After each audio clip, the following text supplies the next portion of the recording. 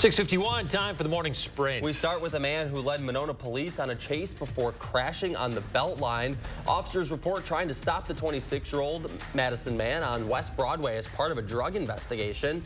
That man led police on a chase before losing control of his car when trying to use the exit ramp at John Nolan Drive and the Beltline. After crashing, the man tried to climb over a chain-link fence but was stopped and arrested. Family in Oregon still looking for answers after a woman burst into their home Thursday looking for help. That woman was walking on the Oregon Rotary Bike Trail when police say she was tackled and sexually assaulted by a stranger. Police say the woman was able to get away from her attacker and that the man fled into a nearby parking lot and likely got away in a car. The family is happy to have helped, but wish they could have done more. A woman accused of killing and dismembering a Green Bay man and attacking her lawyer in court has been ruled competent to stand trial. Taylor Shaw Business was charged last year and ruled competent to stand trial then, and the same doctor who originally surveyed her said their opinion has not changed. The trial date is set for July 24th.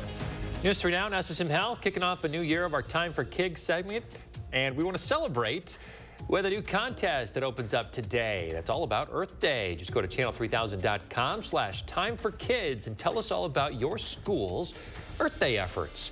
You have until April 17th. When it's all over, we'll pick a winner and come out to your school and plant a tree. Bikers in La Crosse signed up to bike in person or virtually to raise money for cancer research. The event was organized at the local YMCA, and the grand total raised over $20,000. The program, called Pedal for a Purpose, is set up to support the groups Live Strong and Youth Strong.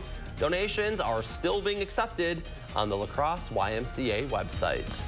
The white powder in an envelope sent to the Manhattan District Attorney's Office has been deemed safe by the NYPD. That envelope was sent with the powder and threats following former President Donald Trump's warning of death and destruction if he were to be arrested.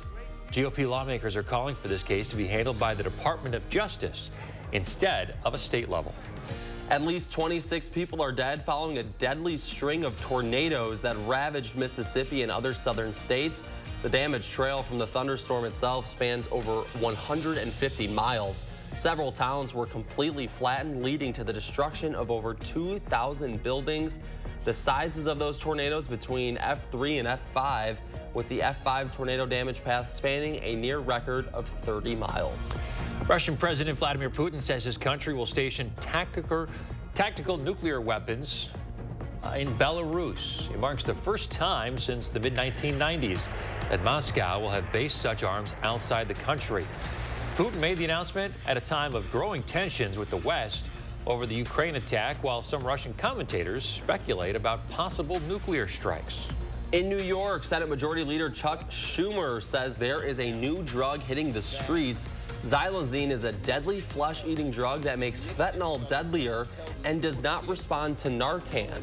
The new drug is used by vets as an anesthetic, but produces a stronger high if mixed with fentanyl or other drugs. Senator Schumer said Xylazine can rot bone and in some cases require amputations. Pope Francis has updated a 2019 church law aimed at holding senior churchmen accountable for covering up cases of sex abuse.